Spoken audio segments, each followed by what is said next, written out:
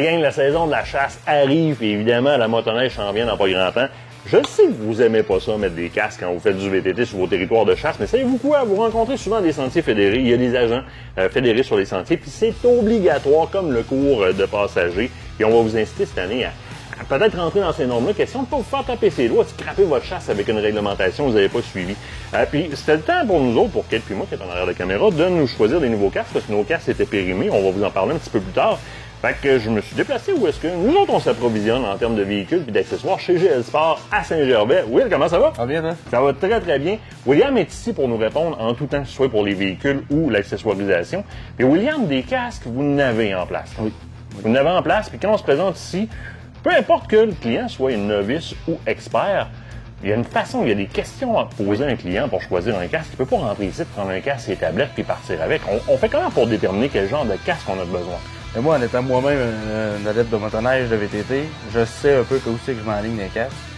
Moi, la première question que je pose aux clients, c'est quelle utilisation vous allez en faire, quelle saison vous allez le prendre. Souvent, les clients, ce qu'ils aiment, c'est d'en avoir plus pour leur argent. Fait que moi, en lui conseillant un casque qui peut faire toutes les saisons, les clients aiment ça. Fait que souvent, on essaie les grandeurs, on essaie toutes sortes d'affaires, quelle sorte de... Il y a ça fermé, il y a ça ouvert. Il y a beaucoup de questions qui rentrent en ligne de compte. Puis moi, mon choix s'arrête souvent sur le CKX Titan qu'on a ici en ici. On va vous le présenter, hein, parce que c'est pour ceux qui me suivaient dans le temps de AMS VTT Motoneige, le CKX Titan, j'avais présenté, si je ne me trompe pas, avec Mathieu Thomasin, la première version de ce casque-là. Là, on est rendu en 2023, ça a évolué énormément. Puis avant de rentrer dans la présentation du casque, je vais apporter votre attention sur une chose bien particulière. Si vous êtes deux sur la motoneige ou encore sur le quad, première des choses, vous savez qu'avec la réglementation, maintenant, on doit prendre un cours pour être deux sur un VTT.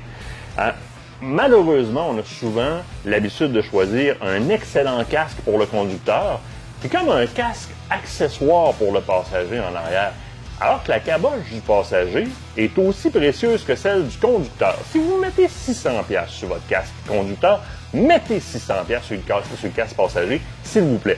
En plus que le passager, de manière générale, il est sur un promontoire, il est surélevé en avant de vous autres. S'il arrive quelque chose au niveau de la direction, s'il arrive une collision, pensez-vous que c'est vous qui allez être éjecté comme conducteur? Le passager, lui, va faire un vol gratis vers un autre code postal. Fait que le casque est aussi important pour le passager que pour le constructeur. Là, on embarque dans ce que vous aimez, on parle du CKX Titan. C'est le casque vers lequel tu m'as dirigé. Mais je veux que tu m'expliques un peu pourquoi.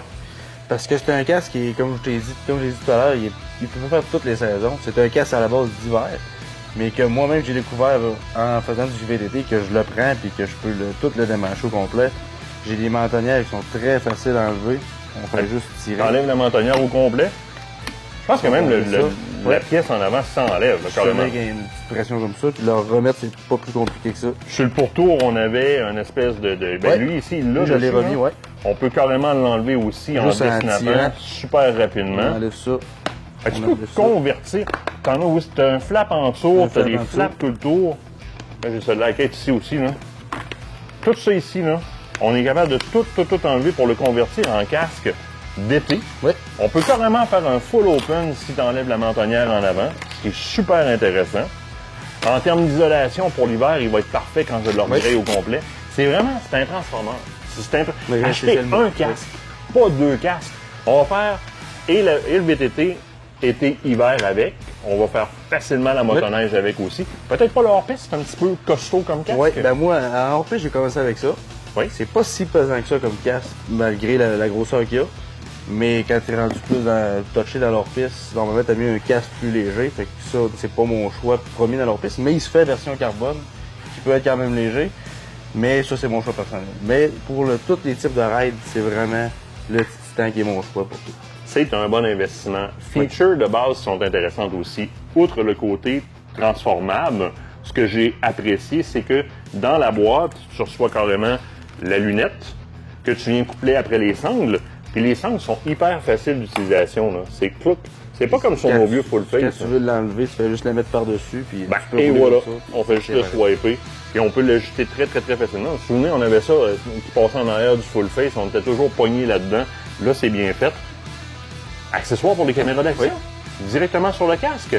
Un gros avantage. Puis la dernière chose que moi, je vous dis de toujours regarder, parce qu'évidemment, des publicités de centres de liquidation à grandeur du Québec, là, il y en a comme ça.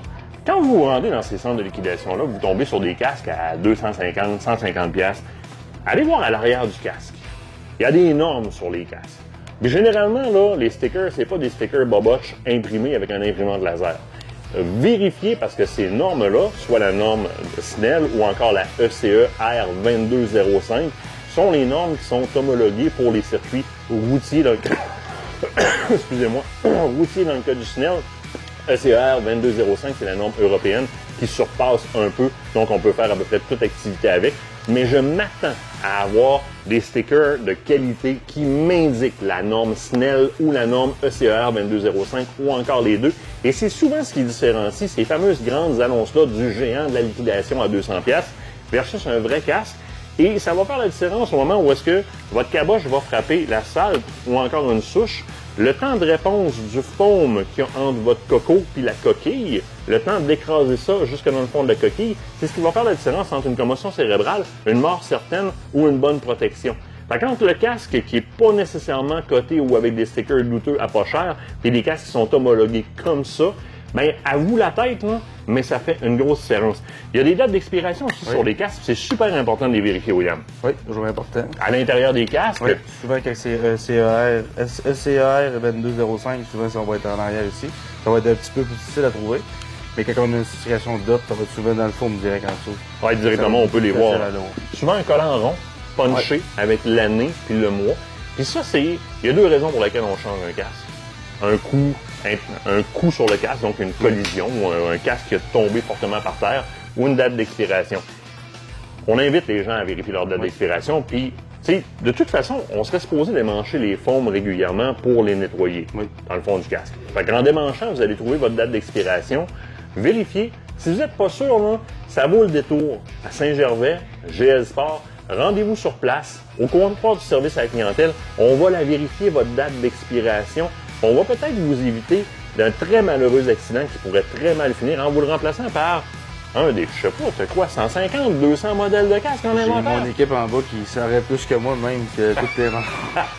Moi, je coche quand on commande, il y en a plein, les clients sont contents. Souvent, ils sont très très bien conseillés. J'ai un énorme inventaire de casques, souvent, puis les prix sont très bons. J'ai même une boutique en ligne, 100% transactionnelle sur mon site internet. Fait que ça vaut la peine d'aller voir. Si jamais vous êtes un petit peu loin d'ici, ça vaut la peine d'aller voir. GSport.ca.